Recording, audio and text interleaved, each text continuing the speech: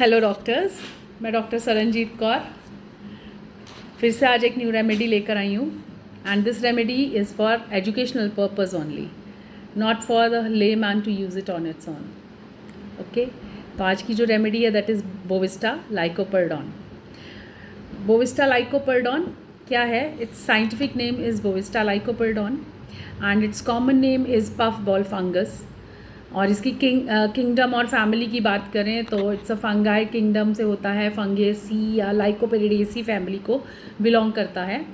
और लाइकोपेरिडॉन को अगर हम आगे डिवाइड करें, lyco means wolf in Greek and peridon means to burst, to break wind, to pass gas. तो इसमें डिस्टेंशंस, यानी हम लोग ये कहेंगे कि जैसे वुल्फ फ्लेटस पास हुआ है तो उसी तरह से एकदम से बर्स्ट होगा। तो इसमें डिस्टेंशन होगी, गैस होगी, ये सब कुछ हम इसमें ले सकते हैं।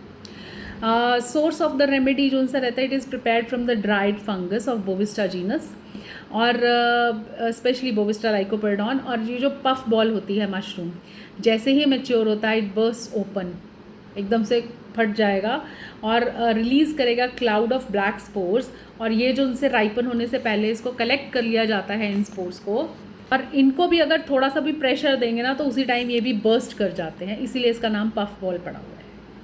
और इसके प्रूवर थे डॉक्टर हार्टलब।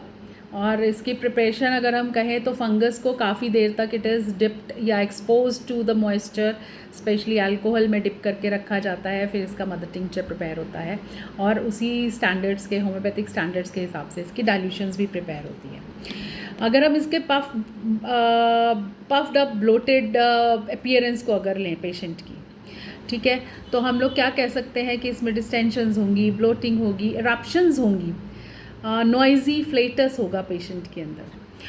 और फिर इसमें जो डिस्चार्जेस हैं वो पाउडरी, जैसे हमने देखा कि पाउडरी डिस्चार्ज है, तो it can resemble to thick tenacious discharges, जैसे कि स्ट्रिंजी लुकोरिया हो गया, थिक स्किन क्रस्ट्स हो गए। So these symptoms are very much seen in this remedy. तो हम लोग इसके कॉमन नेम और इसके name of the remedy lycoperdon और पफ बॉल से ही इसके आधे हम लोग समझ सकते हैं कि ये रेमेडी क्या क्या चीज़ के लिए यूज़ होती है। अब अगर हम इसके थर्मल स्टेट की बात करें, चिली पेशेंट है and very sensitive to warmth और specially to the tight clothing, वो अपने वेस्ट के अराउंड टाइट क्लोथिंग को नहीं सह सकता है, बिल्कुल उसको लगता है सब टाइट टाइट हो गया है, मैं बंध गया हूँ। और this remedy is very good for cosmetic sensitiveness. कोई भी पेशेंट आके कहे कि हमारे कोई कॉस्मेटिक्स लगाने के बाद ये प्रॉब्लम आ गई है, तो we must think of Bovista. अब हम इसके मियाज़मेटिक बैकग्राउंड की बात करते हैं तो प्रीडोमिनेटली हम लोग यही कहेंगे कि इट इज़ अ साइकोटिक मियाज़म। कैसे? क्योंकि इसकी जो स्किन है वहाँ पे थिकनिंग होगी या ओवर प्रोडक्शन होगा बॉडी में, स्ट्रिंजी इसके डिस्चार्जेस रहेंगे, ऑब्स्ट्रक्टिव टेंडेंसीज रहती हैं इसकी काफ़ी सारी। तो इट्स अ टिपिकल साइकोटिक मियाज़म। इसका टेम्परामेंट जो सा रहता है, नर्वस टेम्परामेंट है, ऑकवर्ड ईजीली, बहुत ही क्लम्जी होता है पेशेंट, ऑकवर्ड हो जाता है और वेरी इरिटेबल। फिर इसके कॉन्स्टिट्यूशन की अगर हम बात करें तो it is very good remedy for old maids और women with tettery eczematous skin. Tetter means skin की कोई कंडीशन जिसमें कि रेडिश वेस्कुलर इरप्शंस हो जाती है, जिसमें इंटेंस इचिंग होती है, इतनी इचिंग होती है कि सोरनेस हो जाती है उस जगह की, जैसे हर्पिस हो गई, एक्जीमा हो गया, और भी बहुत सारी स्किन कंडीशंस इसके अंदर इंक्लूड होती हैं। चिल्ड्रन जो उनसे होते हैं दे आर ऑकवर्ड, कुछ भी चीज़ उनके हाथ में जैसे पकड़ाओ तो गिर जाएगी, स्टैमरिंग इनमें बड़ी रहती है एंड वेरी सेंसिटिव होते हैं बच्चे। फिर इसकी और एक कॉन्स्टिट्यूशन रहती है कि it is well suited for the individuals who develop urticaria या गैस इश्यूज़ हों उनके अंदर, या वीकनेस हो specially after excitement. Urticaria, gas issues या वीकनेस आफ्टर एक्साइटमेंट। अब हम लोग इसकी एक थीम ले लेते हैं, जैसे कि मैं हमेशा कोई ना कोई थीम लेती हूँ। तो अब हम थीम लेते हैं कि एक क्लाउन आप सपोज़ कीजिए, क्लाउन है, सर्कस में गए हैं, क्लाउन है, क्लाउन ने अपने फेस पे खूब सारा मेकअप लगाया है, पफ किया है अपने आप को एंड पूरे पफ़ी पफ़ी पफ़ी पफ़ी अपने पूरा मेकअप लगा के एंड कपड़े भी उसने डाल लिए हैं टाइट है उसकी चेस्ट पे, और जो उसने अपना मेकअप लगाया है उसकी वजह से उसके फेस पे भी इरप्शंस हो गई हैं। तो अब हम वो अपने माइंड में रख के अब इसके हम निमोनिक्स उसके देखते हैं। सबसे पहले है B.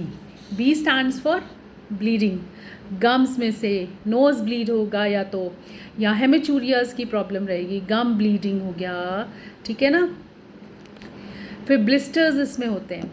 Blisters moist vascular eruptions रहेंगी विद अ थिक, उसके अंदर टफ क्रस्ट रहेगा, थिक टफ क्रस्ट उसके अंदर रहते हैं उसकी स्किन पे, जहाँ पे भी वेस्कुलर इरप्शंस होगी। फिर ब्लोटिंग इसमें बहुत ज़्यादा होती है, डिस्टेंशन होगी, नॉइजी फ्लेटस रहेगा।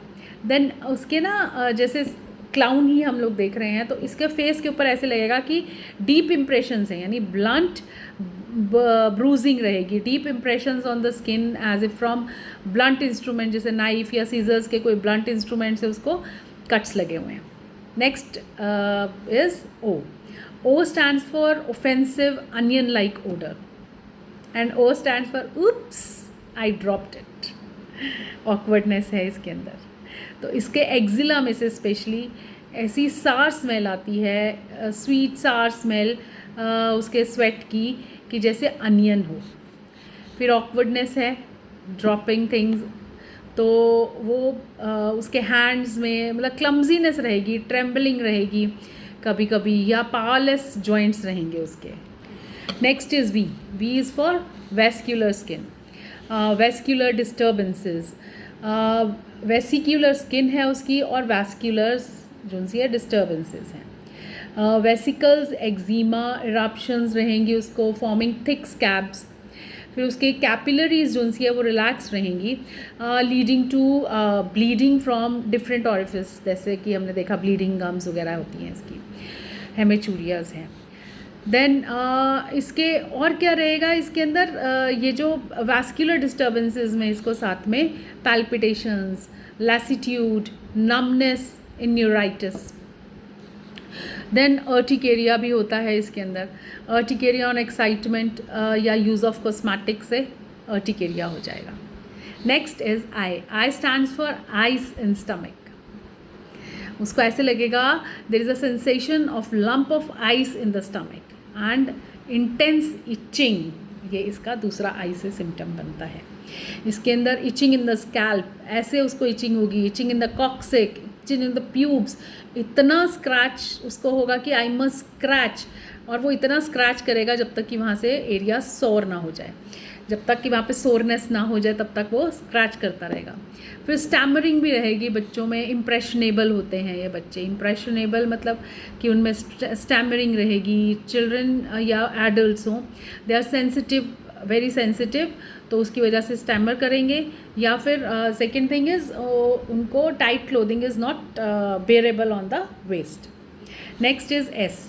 S stands for scurf, soreness, summer achiness and suffocation. तो हम लोग स्कर्फ को पहले देखते हैं। स्कर्फ्स हैं, क्रस्ट्स हैं around nostrils, lips, corner of the mouths, थोड़े थोड़े वहाँ पे क्रस्ट्स बने हुए हैं, स्कर्फ्स बने हुए हैं। समर एकने, समर एकने इज मतलब acne worse in the summers, specially after use of cosmetics. Then S is for suffocation, suffocation जैसे कि गैस भरी पड़ी है मेरे अंदर, या सफोकेशन फ्रॉम गैस। अगर किसी को गैस के साथ सफोकेशन हो तो उसके लिए Bovista is a very good remedy. Then tar application के बाद भी अगर पेशेंट को प्रॉब्लम हुई है then Bovista is a very good remedy. फिर जैसे हम पहले ही पढ़ चुके हैं, स्टैमरिंग रहता है, साइकोटिक मियाजम्स हैं इसके अंदर, स्टिंजी सिक्रीशंस होती हैं इसके अंदर। फिर सेंसेशन होती है उसको as if his head is enlarging, उसका हेड जो सा है एनलार्ज हो रहा है, specially in the occiput region में। Then is T. T stands for tettery skin, या टार का एंटीडोट है ये रेमेडी, या टाइम बाउंड मेंसेस होते हैं इसके अंदर। टेटरी इरप्शंस, जैसे हमने पहले बताया कि टेटरी मीन्स स्किन इरप्शंस जिसमें खारिश इतनी होगी कि जब तक सोरनेस ना हो जाए तब तक वो खारिश करता रहेगा। इरप्शंस होंगी विद वैस्कुलर इरप्शंस वगैरह होंगी विद इचिंग, इंटेंस इचिंग। तो tettery eruptions specially in old maids. फिर this is a good antidote for tar application and helps in the suffocation from the gas. और इसके मेंसेस जो C है only at night and colicky pains during and before the flow start होने से पहले and during flow उसको pain रहता है. Then A is for asphyxia, acne, awkward antics. Oops. तो एस्फेक्सिया फ्रॉम चारकोल फ्यूम्स. अगर किसी को कि हमने चारकोल की फ्यूम्स हमारे अंदर चली गई हैं तो उसकी वजह से सांस घुट रहा है, हमारा एस्फेक्सिया टाइप हो रहा है, तो हमारे को उसी टाइम उसको बोविस्टा देना चाहिए. Acne is aggravated in the summer from use of cosmetics. Then awkwardness भी हम इसमें ये भी याद कर सकते हैं. क्लम्जीनेस है, everything falls from the hands. And adapted for the old maids with skin conditions and anaemia की कंडीशंस में भी ये बहुत अच्छी रेमेडी है. So winding up the Bovista now. तो बोविस्टा क्या होता है? What happens when a sensitive soul lives in a puffy body. Puffed up body है, उसके अंदर एक बहुत ही सेंसिटिव सोल रह रहा है. उसके ऊपर जब कॉस्मेटिक लगाओ वो इरप्शंस आ जाएंगे उसके अंदर. टाइट क्लोथ डालो तो सफोकेशन फीलिंग होगी. कुछ भी चीज़ वो हाथ में पकड़ेगा तो उसके हाथ से गिर जाएगा, स्लिप कर जाएगा. ऑकवर्डनेस. तो this is the world of Bovista, a homeopathic remedy made from the forest wild fungus से बनती है. But it is powerful enough to calm explosive skin and scattered nerves. जैसे हमारी हो जाए कुछ भी, हमारे स्किन में, हमारी नर्व्स में कुछ भी प्रॉब्लम हो जाए तो उसके लिए ये रेमेडी बहुत ही बढ़िया है. So once again I would say this is only for the learning purpose for the homeopaths, not for the layman to use it on your own. So please consider your nearest homeopath, go and ask them, और फिर ये remedy अगर उनको लगता है कि आपके लिए अप्रोप्रिएट है तो वो आपको देंगे. Don't be a person to take over counter medicine लेने से बचें. Okay, over the counter medicine ना ली जाए. Once again, I'm Dr. Saranjeet Kaur signing off. Bye.